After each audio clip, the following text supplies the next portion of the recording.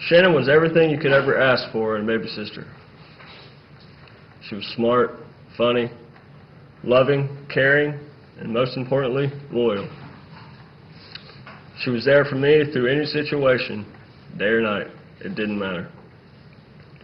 She followed me all over this country, watching and supporting my baseball career. She was also an inspiration, not only to me, but anyone that ever met her. She could literally light up a room when she walked in. Her smile was contagious. Her love was extraordinary. She was, is, and will always be my inspiration. From the time we were able to walk, we did almost everything together. From dressing up for Halloween as kids, to going out on the lake whenever I was home from school. She was truly my best friend. I remember one day, she was playing poker on the computer.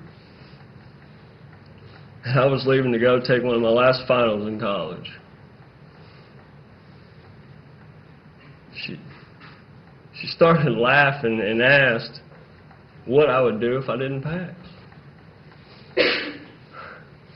And I laughed and said, well, let's just hope that I do.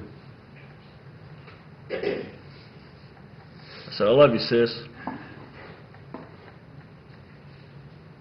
She said, love you too, Chaser. Those were the last words she ever said to me. That was the last time I ever saw my baby sister, my inspiration, and my best friend.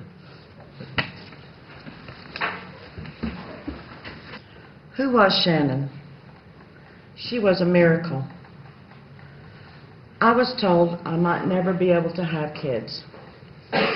So when Chase was born, we were ecstatic. Then when Shannon was born, we had the perfect family. She was a precious child and a very special young woman. She had a beautiful face and a gorgeous smile, and she had the most loving heart. She was 5'8½", with the longest legs you'll ever see. Her hair was brown. She had a 36-inch inseam, and she was tall and thin. And she loved her family. She had her daddy wrapped around her little finger, and all she had to do was look at him with those big, beautiful blue eyes, and he would melt in her arms. She was Daddy's little girl. He was so proud of her. He beamed with pride, watching her grow into the most amazing person she had become. And she loved her brother Chase. She was so proud of him. She followed him over 5 states, watching him play baseball, from Little League through college. They had a very special bond, almost like twins. They were only 17 months apart in age and only a year apart in school. And they hung out together all the time and pretty much had the same friends.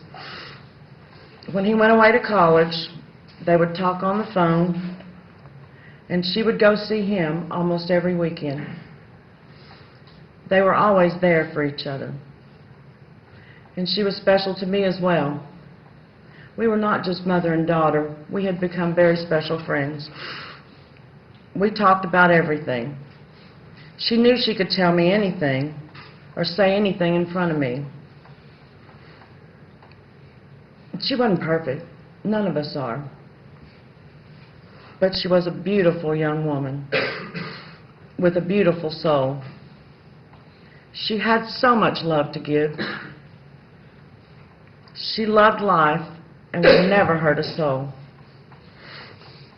When she wasn't at home, she would always call to check in and let me know where she was and what she was doing. She was ethical, honest, considerate, loving, and loyal to a fault. Between Chase and Shannon, our house was always full of kids. If you were their friend, you grew up in our home. She loved her friends and would do anything for them. If anyone she loved was sad or hurting, she would be there to help them through whatever they needed. She would take care of them, and they would do the same for her. Her best friend, Kara,